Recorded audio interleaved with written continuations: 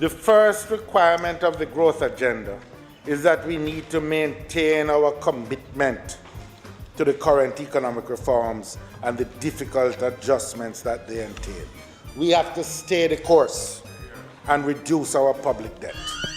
As noted by Minister Peter Phillips, fiscal prudence is crucial to ensuring that Jamaica achieves its economic and social objectives, which include macroeconomic stability, sustainable growth, and poverty reduction. Today on Jamaica Magazine, we take a look at some of the fiscally prudent measures the government is implementing to ensure sustainable growth, and later, how one community is using the resources at hand to generate income. I'm Theodore Henry, your host. Stay with me as we go through the magazine together.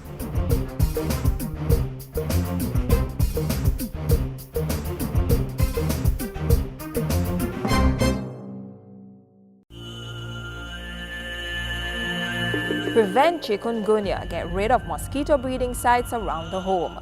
Empty dish drainers and keep refrigerator troughs dry. Punch holes in the bottom of tin cans before placing them in the garbage. Keep houseplants in damp soil instead of water and keep flowerpot saucers dry. Keep drains, ditches, roof gutters and eaves clean so water will drain properly. And remember to open your windows during fogging. Also, wear light-colored clothing and cover your body as much as possible to prevent mosquito bites. For more information on chikungunya prevention, call the Ministry of Health toll-free at 1-888-1-LOVE. That's 1-888-663-5683. Mondays to Fridays, 8:30 a.m. to 4:30 p.m. A message from the Ministry of Health.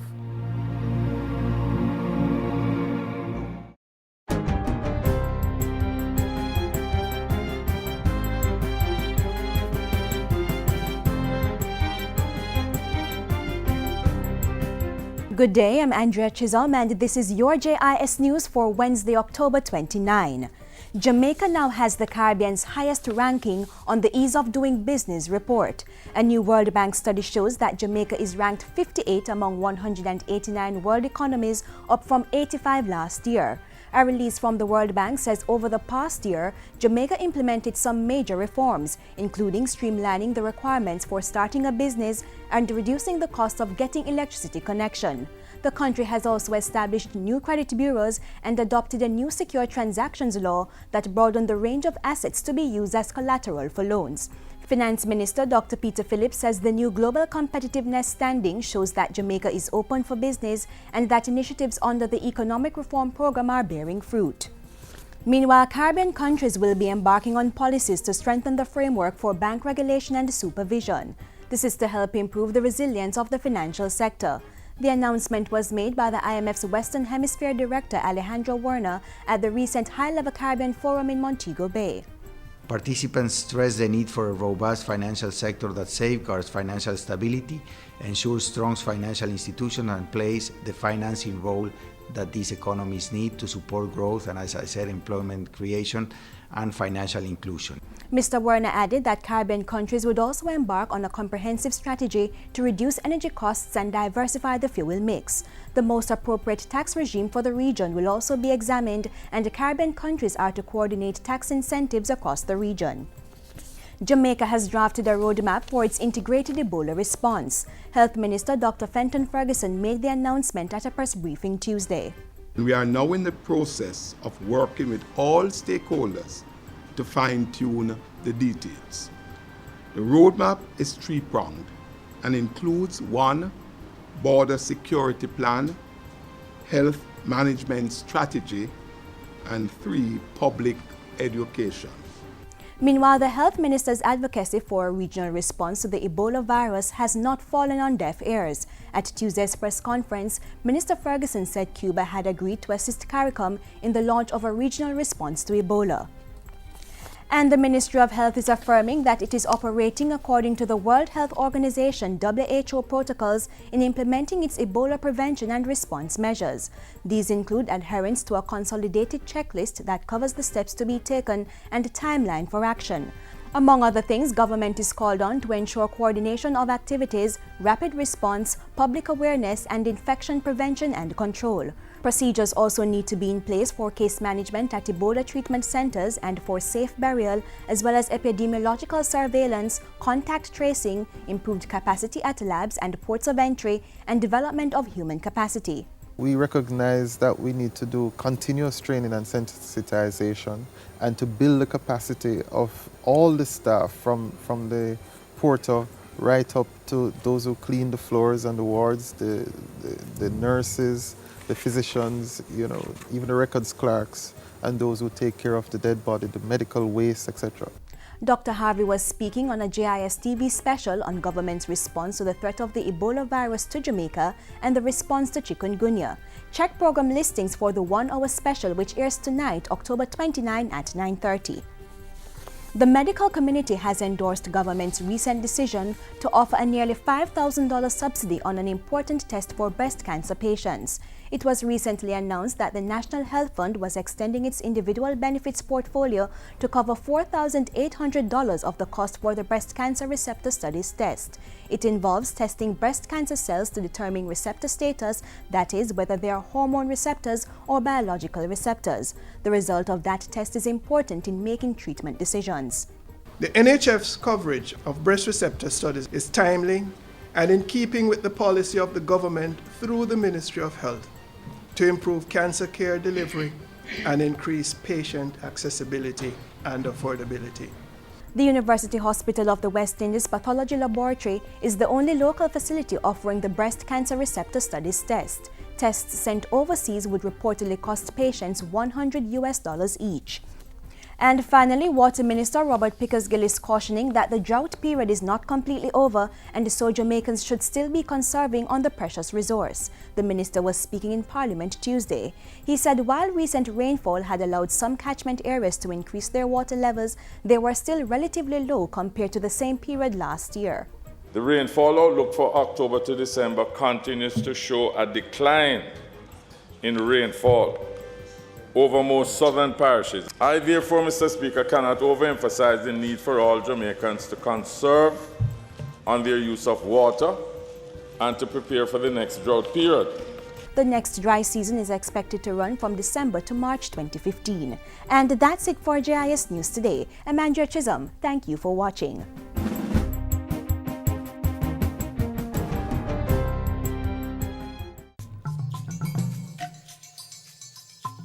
The Ebola virus is transmitted through direct contact with an infected person's blood or other bodily fluids like saliva, urine, stool, and semen. Symptoms of Ebola include sudden fever, intense weakness, muscle pain, headache, and sore throat. This may be followed by vomiting, diarrhea, and rash, and in some cases both internal and external bleeding, leading to death. Protect yourself. Avoid travel to Ebola-affected countries. Avoid contact with infected persons. Don't touch the body of someone who has died from Ebola. Wash hands frequently with soap and water and use an alcohol-based hand sanitizer. To know more, call 1-888-663-5683. The government has been careful with managing the country's funds. In strategic priority number 1, fiscal prudence and pursuit of a credible macroeconomic program, we share with you some of the successes.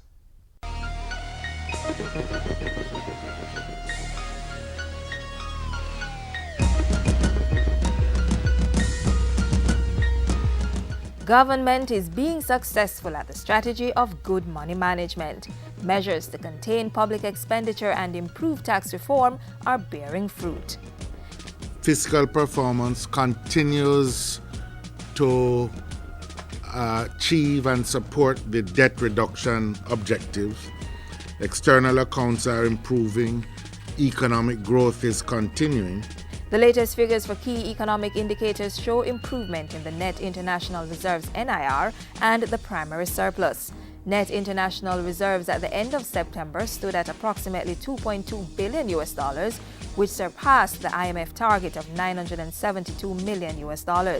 Why is that good? Well, the NIR represents contingency funds that the country can use to survive severe external shocks and cope with shifts in investor confidence and natural disasters. While the reserves are not credited to the country's revenues, they provide confidence to the markets that external obligations can be met. In particular, a country's reserve holdings represent an implicit guarantee that the national debt will continue to be serviced, even in situations where access to new borrowing may be curtailed or become very costly.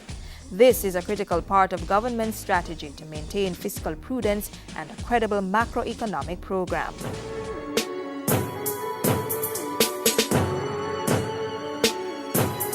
Another important aspect of a credible macroeconomic program is earning more than you spend. Economic figures for April to August 2014 showed that Jamaica's tax revenue exceeded the programmed spending, resulting in a cumulative primary surplus of $28 billion. This is 13.9% better than the $24.6 billion that was budgeted. We have to address our debt problem, which is choking us.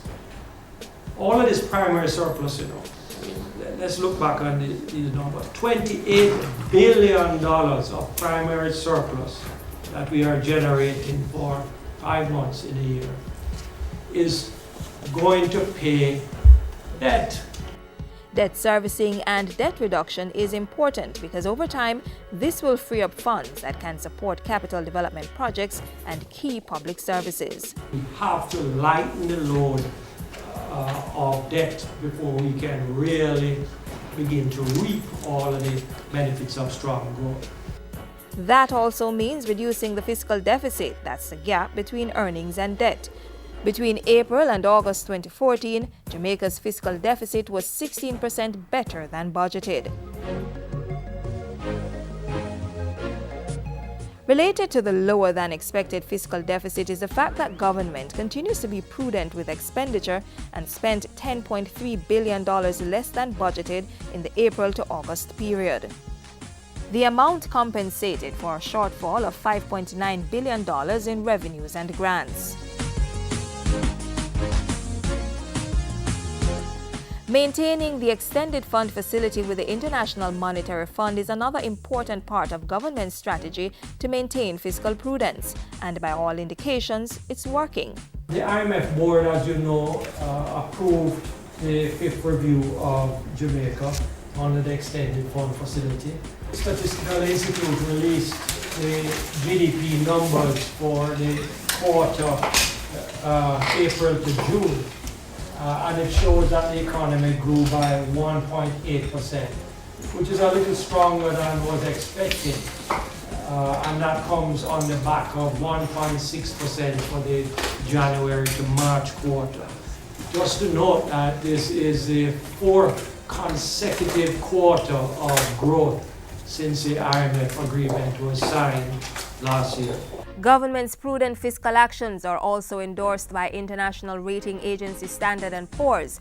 In September, the agency reaffirmed Jamaica's B rating and upgraded the outlook from stable to positive based on the strong fiscal performance and NIR growth. Even when you sit with the private sector people, you hear of investments going on. So I believe that that momentum is building. And you will see, if Jamaica continues to perform in a steady way, I believe you will see investments pick up steadily year by year also. The government of Jamaica is committed to continuing the extensive program of reforms, of tax and public sector financial management, of the public sector modernization, of labor market reforms, all of which are important elements. Government in action, containing public expenditure, eliminating waste and cutting the debt, all to create a platform for robust economic growth.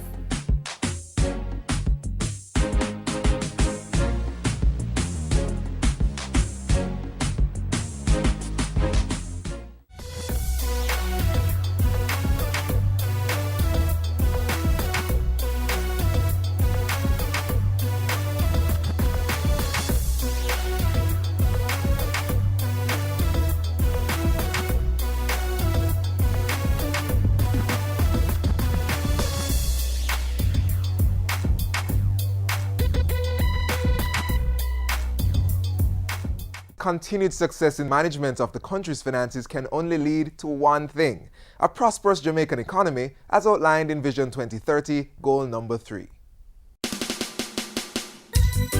Well, it's all about Jamaica and our vision to gain first world status. Jamaica, the place of choice to live, work, raise families and do business.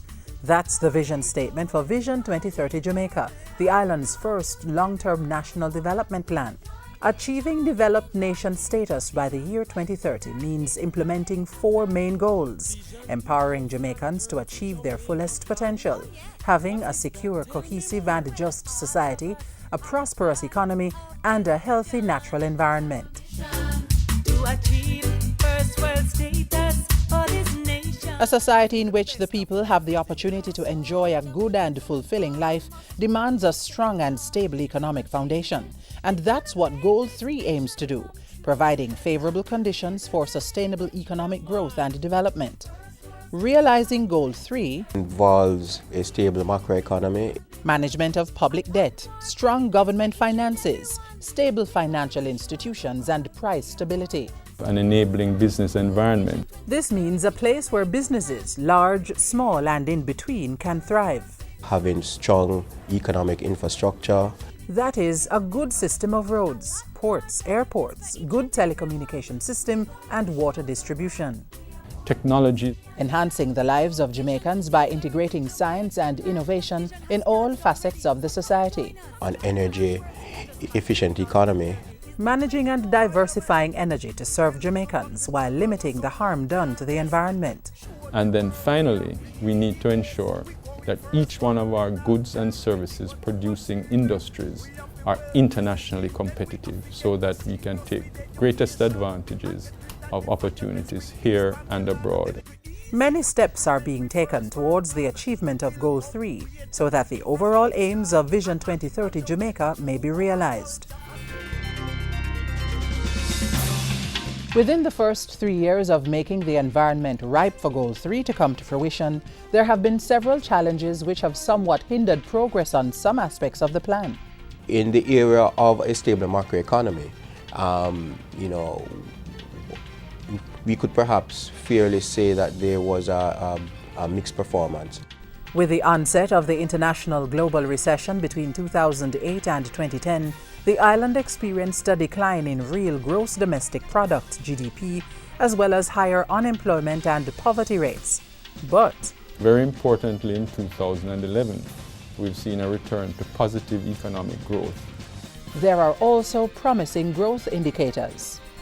We have managed to moderate inflation significantly from double digits into single digits. In addition, we have seen significant improvements in the quality of fiscal governance.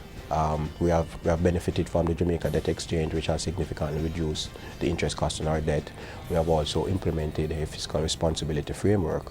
While there has been a fall in Jamaica's ranking under the World Bank's Doing Business survey, there has been consistent work done to improve the ease in incorporating a business, obtaining land development approvals, and providing access to credit and business support for micro, small, and medium enterprises. The current process of simplifying the tax system is expected to also improve the economic environment. While there have been some challenges, there has been some notable progress in other areas. In the area of economic infrastructure on land, there has been a continued build-out of the Highway 2000 road network. By sea, our port facilities have been improved with the development of the Falmouth Pier and the expansion of the Kingston ports. And in the air, the plan has seen the upgrading of the Boscobel Airport to the Ian Fleming International Airport. In the area of energy security and efficiency, there has been considerable progress made, including an increase in renewable energy in the total energy mix from 5% in 2009 to 10% in 2011. Energy conservation programs have also been implemented. And not only that, important work has begun on reducing the cost of energy with the planned addition of liquefied natural gas LNG into the energy diversification plans for the country. And we have seen continued growth in industries such as agriculture and tourism. Undaunted by the hiccups, the Planning Institute of Jamaica is retooling and redoubling its efforts to to make the vision of Jamaica being the place of choice to live, work, raise families, and do business a reality. Currently, the agency is conducting a detailed review of its monitoring and implementation of Vision 2030 Jamaica for the first 3 years of the plan. While that is ongoing, if you were to cut across all the different segments of the Jamaican public, there's a role for all of us to play. So whether it is by paying your taxes, supporting government programs and initiatives, voicing your opinions to the government about the policies that affect you, or partnering with the government to fund certain projects, we all have a part to play in ensuring that Jamaica becomes the place of choice by 2030. Through Vision 2030 Jamaica plan. For real. First world status like 2030.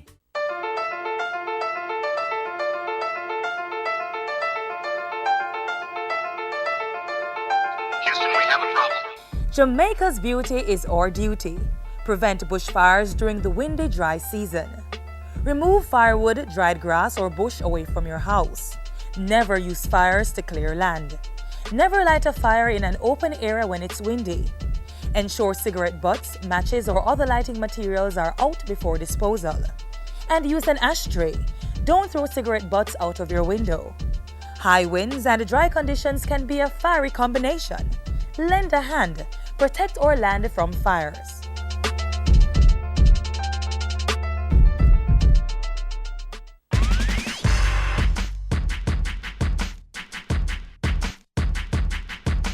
Everyone could stand to save a little money on groceries, but doing it while still eating healthy, and we mean beyond mackerel and white rice, is a challenge to say the least.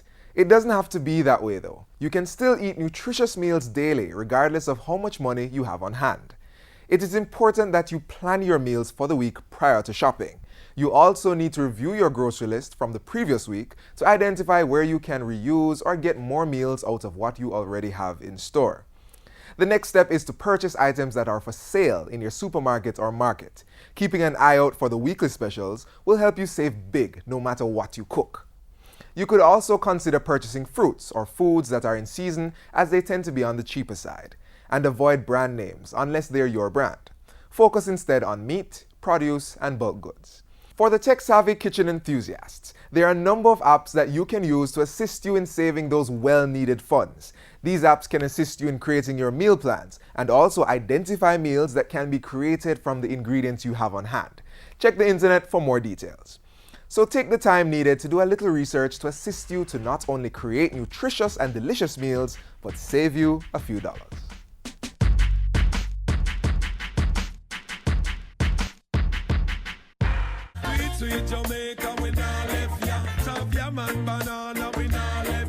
Finger-licking jerk chicken, Helcher fish and bami, we run down yam and banana, roast breadfruit, sweet potato pudding.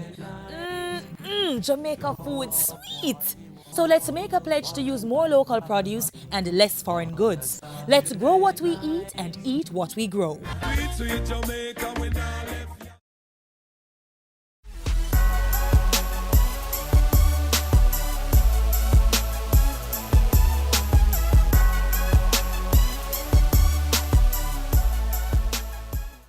To be fiscally prudent in any endeavor, we have to practice resourcefulness.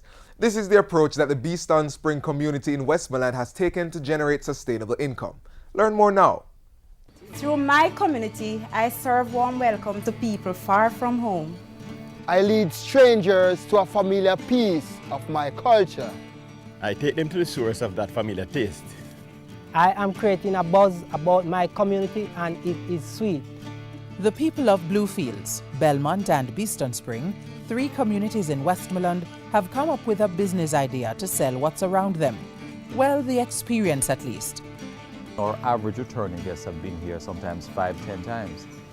So they've seen all the traditional attractions. They want to get out. People are very tired about just not knowing, coming to Jamaica, not knowing nothing about Jamaica. You have a large market that is interested in participating in activities and consuming the natural product of an environment.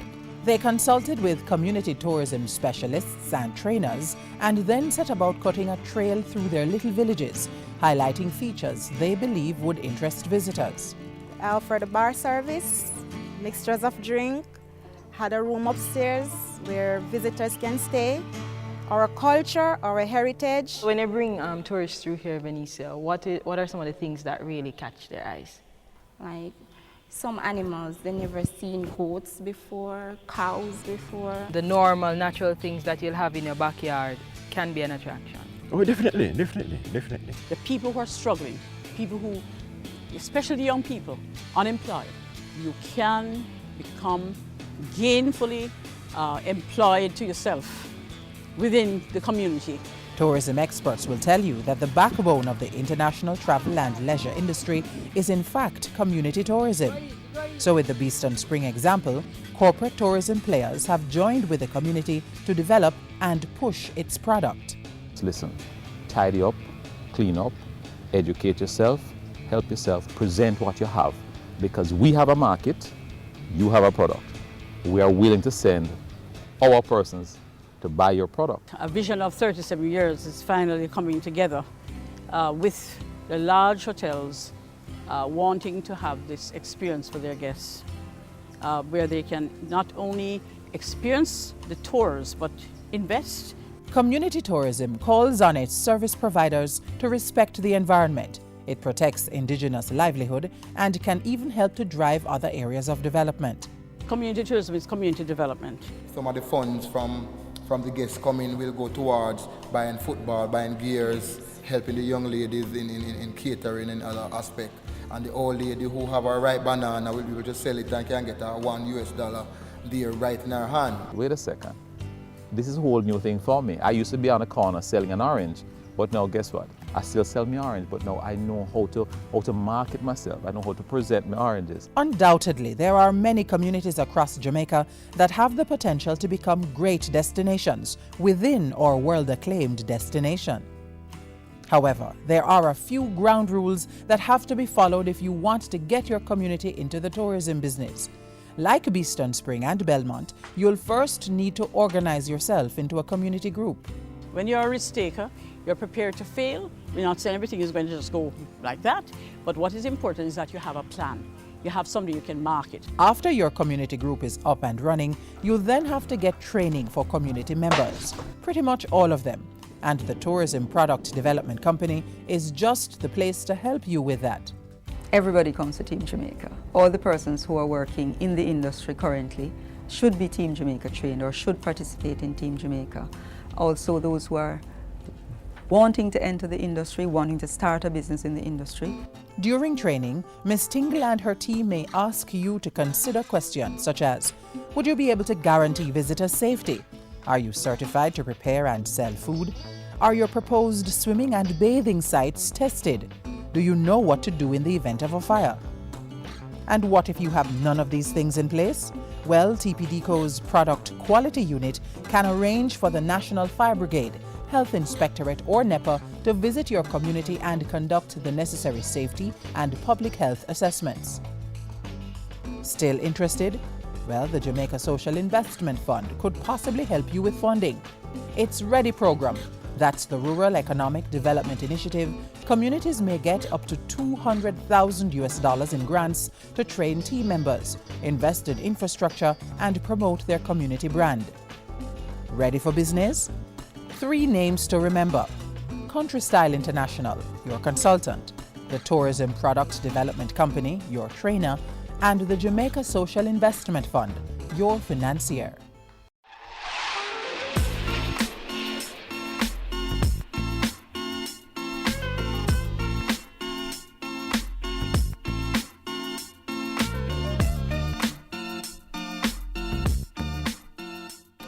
That's it for your Wednesday episode of Jamaica Magazine. Continue to use our Facebook and Twitter pages to share with us your take on the daily shows. Also, stay up to date through our website and YouTube channel. I'm Theodore Henry. I remind you, in the words of Theodore Roosevelt, to do what you can with what you have where you are.